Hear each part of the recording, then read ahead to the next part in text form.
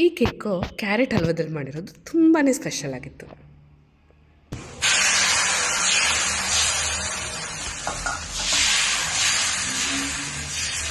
ನಮಸ್ತೆ, welcome to Shivamogga kitchen. 1 cup carrot halwa, 1 cup ಗೋಧಿ ಹಿಟ್ಟು, ಅರ್ಧ ಕಪ್ ಮೊಸರು, ಅರ್ಧ ಕಪ್ ಸಕ್ಕರೆ ಪುಡಿ, ಅರ್ಧ ಕಪ್ ತುಪ್ಪ, ಹಾಗೆ ಅರ್ಧ ಕಪ್ಪು ಹಾಲಿನ ಪುಡಿ, ಜೊತೆಗೆ ಅರ್ಧ ಚಮಚ ಬೇಕಿಂಗ್ ಪೌಡ್ರು, 1/4 ಚಮಚ ಬೇಕಿಂಗ್ ಸೋಡಾ. ಮೊದಲಿಗೆ ಒಂದು ಬೌಲಲ್ಲಿ ಅರ್ಧ ಕಪ್ ತುಪ್ಪ, ಅದಕ್ಕೆ ಅರ್ಧ ಕಪ್ ಮೊಸರು, ಜೊತೆಗೆ ಅರ್ಧ ಕಪ್ಪು ಸಕ್ಕರೆ ಪುಡಿ, ಇದಿಷ್ಟನ್ನು ಸೇರಿಸಿ ಕಲಸಿ ಚೆನ್ನಾಗಿ ಬೀಟ್ ಮಾಡ್ಕೋಬೇಕು. ಚೆನ್ನಾಗಿ ಬೀಟ್ ಮಾಡಿದ್ರೆ ಸಕ್ಕರೆ ಪೂರ್ತಿ ಕರಗಿ ಆ ಟೆಕ್ಸ್ಚರು ಒಂಥರ ಕ್ರೀಮಿ ಟೆಕ್ಸ್ಚರಾಗಿ ಫಾರ್ಮ್ ಆಗುತ್ತೆ. ಇದಿಷ್ಟು ಸೇರಿಕೊಂಡು ಅಲ್ಲಿ ತನಕ ಚೆನ್ನಾಗಿ ಅದನ್ನು ಬೀಟ್ ಮಾಡಿ ಅದು ಕ್ರೀಮ್ ಥರ ಆದಮೇಲೆ ಅರ್ಧ ಕಪ್ಪು ಹಾಲಿನ ಪುಡಿನೂ ಸೇರಿಸ್ಕೊಳ್ಳೋಣ. ಚೆನ್ನಾಗಿ ಅದನ್ನು ಕಲಸಿ ಅದಕ್ಕೀಗ ಅರ್ಧ ಚಮಚ ಬೇಕಿಂಗ್ ಪೌಡ್ರು, 1/4 ಚಮಚ ಬೇಕಿಂಗ್ ಸೋಡಾ, ಚಮಚ ಅಂತಂದರೆ ಟೀ ಸ್ಪೂನ್ ಲೆಕ್ಕದಲ್ಲಿ ಹೇಳ್ತಾ ಇದ್ದೀನಿ, ಟೇಬಲ್ ಸ್ಪೂನ್ ಅಲ್ಲ ಇದು, ಜೊತೆಗೆ 1 ಕಪ್ ಗೋಧಿ ಹಿಟ್ಟು ಹಾಕಿ ಅದನ್ನು ಮತ್ತೆ ನೀಟಾಗಿ ಕಲಿಸ್ಕೋಬೇಕು. ತುಂಬ ಕಲಸೋದು ಬೇಡ, ತುಂಬ ಓವರಾಗಿ ಬೀಟ್ ಮಾಡೋದು ಬೇಡ. ಹಾಗೆ ಅದೆಲ್ಲ ಮಿಕ್ಸ್ ಆಗೋಷ್ಟು ಕಲಿಸಿದ್ರೆ ಸಾಕಾಗತ್ತೆ.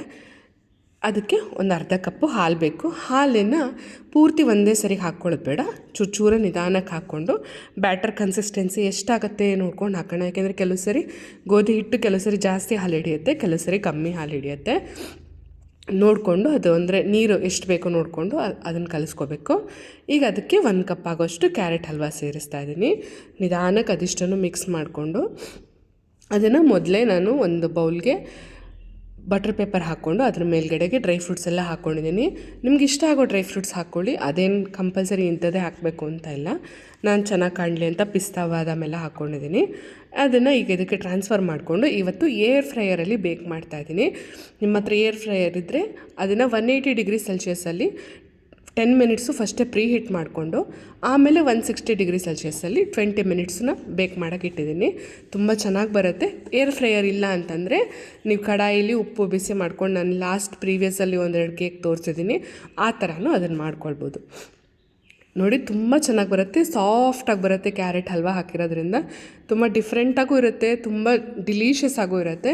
ನಮ್ಮ ಮನೇಲಿ ನಮ್ಮ ಮಕ್ಕಳಿಗೆಲ್ಲ ತುಂಬ ಇಷ್ಟ ಆಯಿತು. ನನ್ನ ಮಗನ ಬರ್ತಡೇ ಅಂತ ಹೇಳಿ ಮಾಡಿದ್ದೆ, ಅವನು ತುಂಬ ಖುಷಿಯಾಗಿ ತಿಂದ. ಅದ್ರ ಕ್ಲಿಪ್ಪಿಂಗ್ ಕೂಡ ಹಾಕಿದ್ದೀನಿ. ಹಾಗೆ ನನ್ನ ವಾಯ್ಸ್ ಒಂದು ಸ್ವಲ್ಪ ಗರಗರ ಆಗಿದೆ, ಒಂಚೂರು ಅಡ್ಜಸ್ಟ್ ಮಾಡ್ಕೊಳ್ಳಿ. ನೋಡಿ ಈ ಥರ ಸಾಫ್ಟಾಗಿ ಬರುತ್ತೆ, ತುಂಬ ಚೆನ್ನಾಗಾಗತ್ತೆ. ನೀವು ಟ್ರೈ ಮಾಡಿ ನೋಡಿ, ಹೇಗೆ ಬಂತು ಅಂತ ತಿಳಿಸೋದು ಮರಿಬೇಡಿ. Happy birthday to.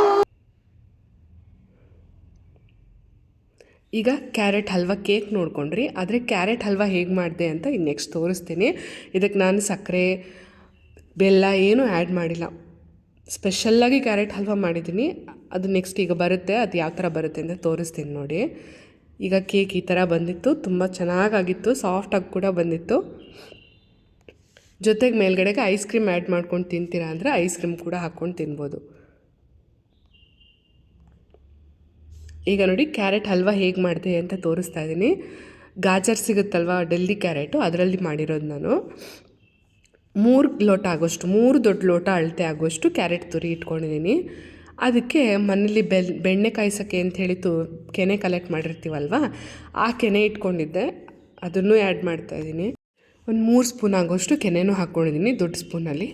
ಅದಕ್ಕೆ ಒಂದು ಅರ್ಧ ಲೋಟ ಹಾಲು ಹಾಕಿದ್ದೀನಿ. ಇದಿಷ್ಟನ್ನು ಒಂದು ಸ್ವಲ್ಪ ಹೊತ್ತು ಬಿಸಿ ಮಾಡೋಕ್ಕೆ ಇಡಬೇಕು ಒಲೆ ಮೇಲೆ. ಅಂದರೆ ಹಂಗೆ ಬಿಸಿ ಮಾಡಿದ ತಕ್ಷಣ ಇದು ಲಿಕ್ವಿಡ್ ಆಗುತ್ತೆ, ಕೆನೆನೂ ಲಿಕ್ವಿಡ್ ಆಗುತ್ತೆ, ಕ್ಯಾರೆಟಲ್ಲಿರೋ ನೀರು ಕೂಡ ಬಿಟ್ಕೊಳ್ಳುತ್ತೆ. ಅದಿಷ್ಟು ನೀರು ಆದಮೇಲೆ ಅದಕ್ಕೆ ಕುಕ್ಕರ್ ಮುಚ್ಚಳ ಮುಚ್ಚಿ 1 ವಿಷಲ್ ಕೂಗಿಸ್ಕೋಬೇಕು. ತುಂಬ ಹಾಲು ಕೂಡ ಹಾಕ್ಕೊಳಕ್ಕೆ ಹೋಗ್ಬಿಡಿ, ನಾವು ಅದು ಬೆಂದಾದ್ರ ಮೇಲೆ ತುಂಬ ನೀರು ಆಗಿಬಿಡುತ್ತೆ. ಅವಾಗ ಮಗ್ಚೋ ಹೊತ್ತಿಗೆ ತುಂಬ ಹೊತ್ತು ಮಗಚಬೇಕಾಗತ್ತೆ. ಈ ಅಳತೆ ಆ್ಯಕ್ಚುಲಿ ಕರೆಕ್ಟಾಗಿತ್ತು. 3 ಲೋಟ ಕ್ಯಾರೆಟಿಗೆ ಒಂದು ಅರ್ಧ ಲೋಟ ಆಗೋಷ್ಟು ಹಾಲು ಹಾಕಿ ಒಂದು 2-3 ಸ್ಪೂನ್ ಕೆನೆ ಹಾಕ್ಬಿಟ್ಟು, ಕೆನೆ ಹಾಕೋದ್ರಿಂದ ನೀವು ಕೋವಾ ಎಲ್ಲ ಹಾಕಿದ್ರೆ ಯಾವ ಥರ ಟೇಸ್ಟ್ ಬರುತ್ತೆ ಆ ಥರ ಬರುತ್ತೆ ಅದು. ನನ್ನ ಜೊತೆಗೆ ಹಾಲಿನ ಪೌಡ್ರು ಕೂಡ ನೆಕ್ಸ್ಟ್ ಆ್ಯಡ್ ಮಾಡ್ತೀನಿ. ಸೇಮ್ ನಿಮ್ಮ ಹೊರಗಡೆ ಸ್ವೀಟ್ ಸ್ಟಾಲಲ್ಲಿ, ಮದುವೆ ಮನೆಯಲ್ಲೆಲ್ಲ ತಿಂದರೆ ಹೇಗೆ ಕೋವಾ ಆ್ಯಡ್ ಮಾಡಿ ಟೇಸ್ಟ್ ಬರುತ್ತಲ್ವ ಕ್ಯಾರೆಟ್ ಹಲ್ವಾ, ಅದೇ ಥರನೇ ಬರುತ್ತೆ ಎಕ್ಸಾಕ್ಟಾಗಿ. ಆದರೆ ಇನ್ನೂ ತುಂಬ ಹೆಲ್ದಿಯರ್ ವರ್ಷನ್ ಇದು, ಈ ಥರನೂ ಟ್ರೈ ಮಾಡಿ ನೋಡಿ. ಇದು 1 ವಿಷಲ್ ಆಗಲಿ. ಅಷ್ಟರೊಳಗೆ ಇದಕ್ಕೆ ಸ್ವೀಟಿಗೆ ನಾನು 1 ಲೋಟ ಆಗೋಷ್ಟು ಖರ್ಜೂರ ತೊಗೊಂಡಿದ್ದೀನಿ. ಯಾವ ಲೋಟದಲ್ಲಿ ಅಳತೆ ಮಾಡಿ ತೊಗೊಂಡಿದ್ದೀವಲ್ಲ ಅದೇ ಲೋಟದಲ್ಲಿ 1 ಲೋಟ ಆಗೋಷ್ಟು ಖರ್ಜೂರನ ಬೀಜ ಎಲ್ಲ ತೆಗೆದು ಡಿಸೀಡ್ ಮಾಡಿ ಅದನ್ನು ಹಾಕಿ ಬಿಸಿ ಹಾಲಲ್ಲಿ ನೆನೆಸಿ ಕುಕ್ಕರ್ ಕೂಗೋದ್ರೊಳಗೆ ಅದು ತಣ್ಣಗಾಗೋದ್ರೊಳಗೆ ಇದು ನೆಂದಿರುತ್ತೆ ಅಂಥೇಳಿ ಇವಾಗ ನೆನೆಸಿ ಅದನ್ನು ಒಂದು ಪೇಸ್ಟ್ ಮಾಡ್ಕೊಂಡು ಬರ್ತೀನಿ. ತಣ್ಣಗಾದ್ರ ಮೇಲೆ ಅದು ಪೂರ್ತಿ ನೆಂದಾದ್ರ ಮೇಲೆ ಆ ಥರದ್ದೊಂದು ಪೇಸ್ಟ್ ಮಾಡಿಬಿಟ್ಟು ಈಗ ಒಂದು ಕಡಾಯಿಲಿ ಒಂದು 4 ಸ್ಪೂನ್ ತುಪ್ಪ ಹಾಕಿ ಅದಕ್ಕಾದಮೇಲೆ ನಿಧಾನಕ್ಕೆ ಡ್ರೈ ಫ್ರೂಟ್ಸ್ನೆಲ್ಲ ಹುರ್ಕೋಬೇಕು. ಡ್ರೈ ಫ್ರೂಟ್ಸ್ ನೀವೇನೇನು ಇಷ್ಟಪಡ್ತೀರ ಎಲ್ಲ ಹಾಕ್ಕೊಳ್ಳಿ. ನಾನಿಲ್ಲಿ ಗೋಡಂಬಿ ಮತ್ತು ದ್ರಾಕ್ಷಿ ಹಾಕಿದ್ದೀನಿ. ಮೊದಲಿಗೆ ತುಪ್ಪ ಕಾದಾದಮೇಲೆ ಗೋಡಂಬಿ ಹಾಕಿ ಅದೊಂದು ಅರ್ಧ ಫ್ರೈ ಆಗಿರಲಿ, ಒಂದು ಸ್ವಲ್ಪ ಕಲರ್ ಚೇಂಜ್ ಆಗೋ ತನಕ ಕಾದು ಆಮೇಲೆ ದ್ರಾಕ್ಷಿನ ಹಾಕಬೇಕು. ದ್ರಾಕ್ಷಿ ಬೇಗ ಫ್ರೈ ಆಗೋದ್ರಿಂದ ಬೇಗ ಒಟ್ಟಿಗೆ ಹಾಕಿಬಿಟ್ರೆ ಒಂದು ಬೇಗ ಆಗೋಗುತ್ತೆ, ಇನ್ನೊಂದು ಆಗೇ ಇರಲ್ಲ. ನೋಡಿ ನಿಧಾನಕ್ಕೆ ಅದೆರಡನ್ನೂ ಫ್ರೈ ಮಾಡಿಕೊಂಡು ಒಂದು ಕಪ್ಪಲ್ಲಿ ತೆಗೆದಿಟ್ಕೊಳ್ಳೋಣ. ಈ ಕಪ್ಪಲ್ಲಿ ತೆಗೆದಾದ್ಮೇಲೆ ಇದೇ ಕಡಾಯಿಗೆ ಅದೇ ತುಪ್ಪದಲ್ಲಿ ನಾವು ಪೇಸ್ಟ್ ಮಾಡ್ಕೊಂಡಿರೋಂಥ ಖರ್ಜೂರನ ಹಾಕಿ ಫ್ರೈ ಮಾಡೋಣ. ಖರ್ಜೂರ ಪೇಸ್ಟ್ ಫ್ರೈ ಆಗಿ ಅದರ ಹಸಿ ವಾಸನೆ ಹೋಗಬೇಕು, ಅಲ್ಲಿ ತನಕ ನಿಧಾನಕ್ಕೆ ಲೋ ಫ್ಲೇಮಲ್ಲಿ ಇಟ್ಬಿಟ್ಟು ಫ್ರೈ ಮಾಡೋಣ. ಇದನ್ನು ಫ್ರೈ ಮಾಡ್ತಾ ಆಮೇಲೆ ಒಂದು ಅರ್ಧ ಕಪ್ ಆಗುವಷ್ಟು ಹಾಲಿನ ಪೌಡ್ರ್ ಕೂಡ ತೊಗೊಂಡಿದ್ದೀನಿ, ಅದನ್ನೂ ಹಾಕೋಣ. ಹಾಲಿನ ಪೌಡ್ರು, ಹಾಲಿನ ಕೆನೆ ಎಲ್ಲ ಹಾಕೋದ್ರಿಂದ ನೀವು ಕೋವಾ ಹಾಕಿದ್ರೆ ಏನು ಟೇಸ್ಟ್ ಬರುತ್ತೋ ಅದೇ ಟೇಸ್ಟೇ ಬರುತ್ತೆ. ನೀವು ಅಕಸ್ಮಾತ್ ಈ ಥರ ಮಾಡೋಕ್ಕೆ ಇಷ್ಟ ಇಲ್ಲ ಅಂತಂದರೆ ಮೊದಲಿಗೆ ಒಲೆ ಮೇಲೆ ಹಾಲಿನ ಕೆನೆ, ಹಾಲಿನ ಪೌಡ್ರು, ಹಾಲು ಎಲ್ಲ ಹಾಕ್ಕೊಂಡು ಒಂದಿಷ್ಟು ಫ್ರೈ ಮಾಡಿಕೊಂಡ್ರೆ ಅದೇ ಹೋಮ್ ಮೇಡ್ ಕೋವಾ ಥರ ಆಗುತ್ತೆ. ಆ ಥರನೂ ಮಾಡ್ಕೊಳ್ಬೋದು, ಈ ಥರನೂ ಮಾಡ್ಕೊಳ್ಬೋದು.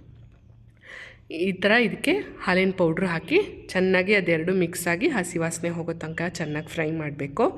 ಫ್ರೈ ಮಾಡಿ ಆದಮೇಲೆ ನಾವು ಬೇಯಿಸ್ಕೊಂಡಿರೋಂಥ ಕ್ಯಾರೆಟ್, ಕುಕ್ಕರಲ್ಲಿ ಬೇಯಿಸಿದ್ದೀವಲ್ಲ ಆ ಕ್ಯಾರೆಟ್ನೂ ಹಾಕಿ ಮಗಚಬೇಕು. ಇದಕ್ಕೆ ನಾನು ಸಕ್ಕರೆ ಏನೂ ಹಾಕ್ತಾಯಿಲ್ಲ, ಬೆಲ್ಲನೂ ಹಾಕ್ತಾಯಿಲ್ಲ. ಖರ್ಜೂರಲ್ಲಿರೋಂಥ ಸ್ವೀಟೇ ಸಾಕಾಗುತ್ತೆ. ತುಂಬ ಚೆನ್ನಾಗಾಗಿತ್ತು. ನಾವು ಎಕ್ಸ್ಟ್ರಾ ಏನೂ ಸ್ವೀಟ್ ಹಾಕಿಲ್ಲ, ಸಕ್ಕರೆ ಇಲ್ಲ ಅಂತ ಅನ್ನಿಸ್ತಾನೆ ಇರಲಿಲ್ಲ, ಅಷ್ಟು ಚೆನ್ನಾಗಿ ಬಂದಿತ್ತು. ನೀವು ಟ್ರೈ ಮಾಡಿ ನೋಡಿ. ಈ ಥರ ರೆಗ್ಯುಲರಾಗಿ ಕ್ಯಾರೆಟ್ ಹಲ್ವಾ ಸಕ್ಕರೆಯಲ್ಲಿ ಮಾಡಿರ್ತೀರ, ಆದರೆ ಈ ಥರ ಮಾಡಿದ್ರೆ ಇನ್ನೊಂದಿಷ್ಟು ಹೆಲ್ದಿಯಾಗಿರುತ್ತೆ ಅಂತ ಅಷ್ಟೇ. ನಿಧಾನಕ್ಕೆ ಅದನ್ನು ಮುಚ್ಚಿಟ್ಬಿಡೋಣ. ಒಂದು ಸ್ವಲ್ಪ ಏಲಕ್ಕಿ ಪುಡಿ ಸೇರಿಸಿ ಮುಚ್ಚಿ ಅದನ್ನು ಸ್ವಲ್ಪ ಹೊತ್ತು ಹೊಂದ್ಕೊಳ್ಳೋಕೆ ಬಿಡೋಣ. ನೀಟಾಗಿ ಅದು ಕುದ್ದು ಒಂಚೂರು ನೀರು ಬಿಟ್ಕೊಂಡು ಪೂರ್ತಿ ಸ್ವೀಟು ಎಲ್ಲ ಕಡೆಗೂ ಕೋಟ್ ಆಗುತ್ತೆ. ಅದಕ್ಕೋಸ್ಕರ ಒಂದು 3 ಚಮಚ ತುಪ್ಪ ಮೇಲಿಂದ ಹಾಕಿ, ನೀವು ಇನ್ನೊಂಚೂರು ತುಪ್ಪ ಜಾಸ್ತಿ ಇಷ್ಟಪಡ್ತೀರಾ ಅಂದರೆ ಇನ್ನೊಂಚೂರು ಜಾಸ್ತಿ ಹಾಕ್ಕೊಳ್ಬೋದು. ಬಟ್ ಇಷ್ಟು ಸಾಕಾಗಿತ್ತು, ಕ್ರೀಮಿಯಾಗಿ ಬಂದಿತ್ತಿದ್ದು ಹಾಲಿನ ಕೆನೆ ಎಲ್ಲ ಆ್ಯಡ್ ಮಾಡಿದ್ರಿಂದ. ಇದನ್ನು ಮುಚ್ಚಿಟ್ಬಿಡೋಣ. ಒಂದು ಸ್ವಲ್ಪ ಹೊತ್ತು ಮುಚ್ಚಿ ಆದಮೇಲೆ ನೋಡಿ ತೆಗೆದು ಹೇಗಾಗಿದೆ ಅಂತ. ತುರಿದು ಅದನ್ನು ಹಸಿ ಹಾಕಿ ಫ್ರೈ ಮಾಡಿ ಎಲ್ಲ ಮಾಡೋದಕ್ಕಿಂತ ಇದು ತುಂಬ ಬೇಗ ಆಗುತ್ತೆ. ಒಂದು ಸರಿ ಕುಕ್ಕರ್ ಕೂಗಿಸ್ಬಿಟ್ರೆ ಮುಗ್ದೇ ಹೋಯಿತು. ಅದನ್ನು ಮಗ್ಚೋ ಹೊತ್ತಿಗೆ ಏನು ತುಂಬ ಹೊತ್ತು ಬೇಕಾಗಲ್ಲ, ತುಂಬ ಈಸಿಯಾಗುತ್ತೆ. ಟ್ರೈ ಮಾಡಿ ನೋಡಿ, ನಿಮ್ಮ ಫ್ರೆಂಡ್ಸ್ ಆ್ಯಂಡ್ ಫ್ಯಾಮಿಲಿ ಜೊತೆಗೂ ಶೇರ್ ಮಾಡಿ. ಸಬ್ಸ್ಕ್ರೈಬ್ ಮಾಡದೆ ಹೋಗ್ಬಿಡಿಪ್ಪ, ಆಗಾಗ ಬರ್ತಾ ಇರಿ ನಮ್ಮ ಮನೆಗೆ.